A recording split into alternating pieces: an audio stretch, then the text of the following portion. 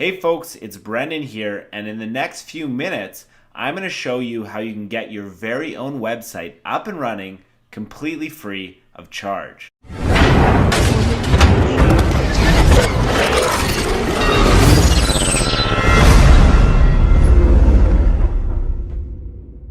The first step to setting up your own free website is Google searching for WordPress.com.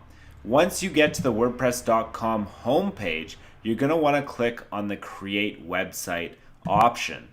The second step is to decide on a name for your website. So in this demo video, I'm going to do Brendan Mace Blog. Once WordPress verifies that that's a unique name, you can continue on to the next step. After that, you'll fill in some basic information and then pick the look and feel for your website. Now don't worry, you can change this at any time. So if you're uncertain about what you want for now, just go with something that you can always change later. Then it's going to ask you what kind of plan you want. Now obviously, because we want a free website, we're going to select the free option.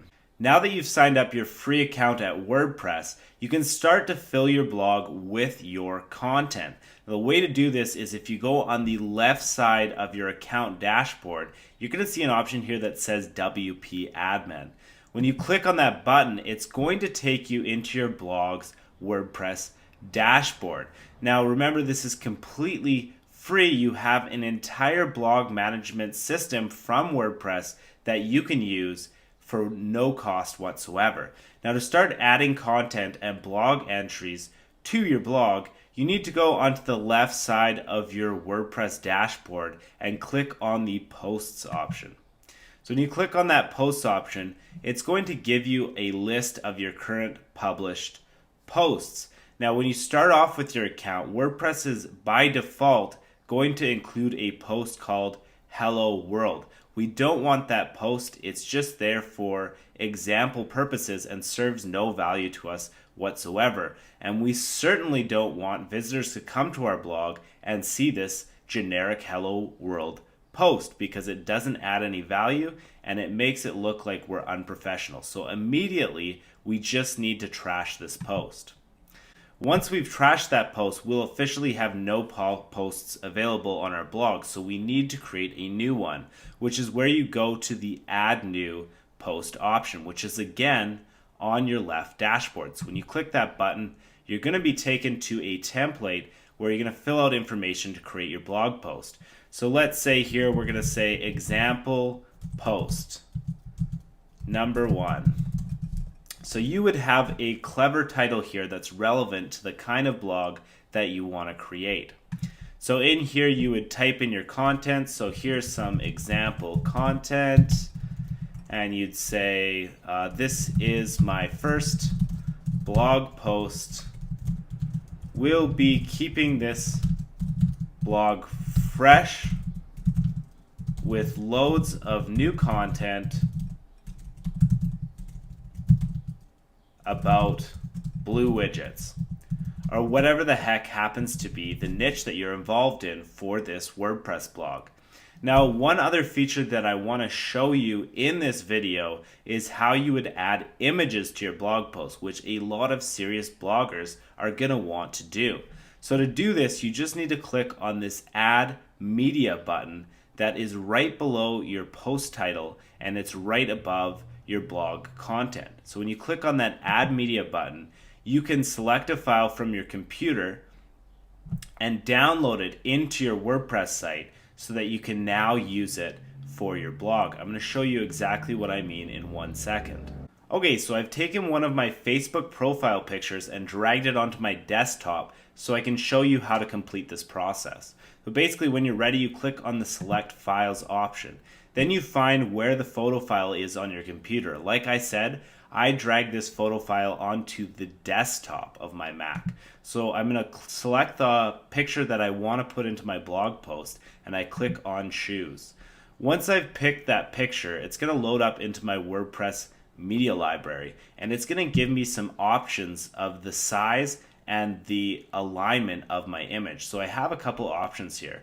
First of all, this link to option, I want to change that to none. Because when you have it on media file, what that means is that anytime someone clicks on that image, it's going to take them to the media file link for that picture, which can be really quite annoying for people that accidentally click on your images. So as standard practice, it's best for you to just disable this feature and turn it to none. Then if you want to turn it to the left side of the page, the right side of the page, or you want to do center alignment, you have the option here to do so. And WordPress is going to automatically format it for you in the appropriate HTML code, which in WordPress case, you don't actually need to know any of that geeky stuff. All you need to know is what you want to do in very simple language that anybody can understand. So I'm going to leave it at none. And then because the full size of this image is 960 pixels by 960, which is way too large for a blog post, I'm actually going to change it to be the medium size of 300 by 300 pixels. So WordPress is actually going to make this image smaller for me to fit more nicely into my blog post. Then I have the option to change the title.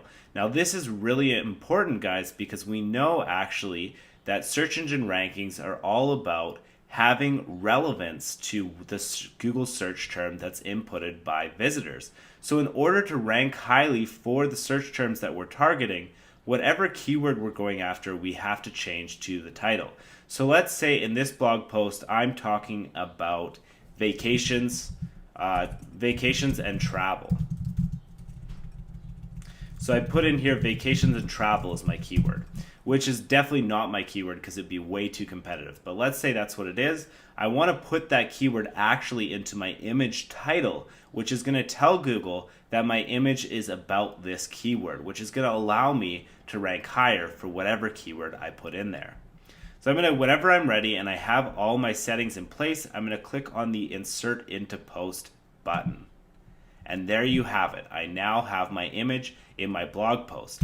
After that, I can write a bit more text, put it down there, and then whenever I'm ready, I have my text, I have my image, and I'm ready to publish this post. But before I do that, I want to show you how you can embed YouTube videos into your WordPress blog, because a lot of people are going to want to be using that functionality as well, and it's also really easy to do. So to get YouTube videos onto your WordPress blog, it's actually really easy to do. You just need to pick the video that you want to use off YouTube and then go below that video where it has the option to share. You want to click on that share button that's below the video. Once you do that, it's going to open up another area for different options, and you want to click on the embed button just below there. Once you click on that embed button, it's going to provide you with the embed code to put on your WordPress blog. But before you do that, you want to make sure that you adjust some of these settings here. Now for some of you, when you click on that embed option, it's just going to show you this right here. It's just going to give you that embed code. But to get more options and to make it a better fit for your blog, you want to click on the show more option, and you want to go down here where it says video size. Now by default, YouTube is going to provide the 480 by 360 pixel dimension size. But I've actually found that for most blogs, it's better to pick the 640 by 480 depending on the layout of your WordPress blog. So select the option that's best for your blog, and then it's going to give you a number of different customizable options as well, such as whether to have suggested videos after your video finishes, whether you want the video to have player controls, or whether you want the video title and player actions to be included in that video. Now what I've found is that if I actually own the videos in this space on YouTube, then I want to show the suggested videos when the video finishes, because it's going to get the visitors to go to more of my content. But if I don't own these videos, which is usually the case, I want to disable this function, because if I do not disable this function, then all the visitors that are engaging and consuming my stuff, instead of continuing to consume my stuff, are going to be taken to somebody else's stuff, and I'm actually going to lose visitors that way. So it's really important to me that I choose the option here depending on my content strategy. So in this case, I'm going to disable the show suggested videos. I'm going to keep the player controls in the video title, and I have the video size that I want, so I'm just going to copy this embed code and go over to my WordPress blog. So back at the WordPress blog, most people make the mistake of pasting in the embed code directly into the regular WYSIWYG editor. But what you'll find is that actually doesn't work, and it's just going to display as the text as is shown in this video. The way to actually do it is to click on the text option, which is right beside visual. And this is actually the HTML text where you input HTML code.